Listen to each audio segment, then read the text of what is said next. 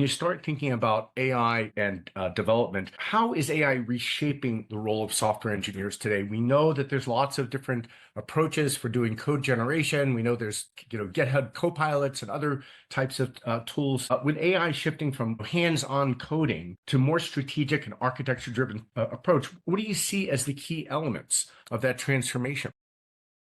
Yeah, I think that, my view is that it's become quite a binary environment, right? So on the one hand, I think which is very publicly noticeable, developers are pushed towards become much more creative, to build, experiment much more, iterations much faster, to build, whether it's brand new apps or software or even brand new features.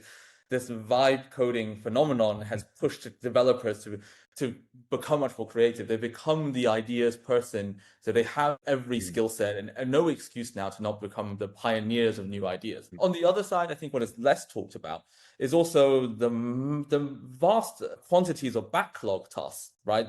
Any organization that has software more than a couple of years old with more than a million or two lines has a huge backlog of whether it's bugs that are non-critical, features that are important to some customers, but probably not enough to divert the entire engineering team towards, or even just nice to have, like these ideas that are more rounded, but just require more engineering effort to do, but are sitting on a backlog.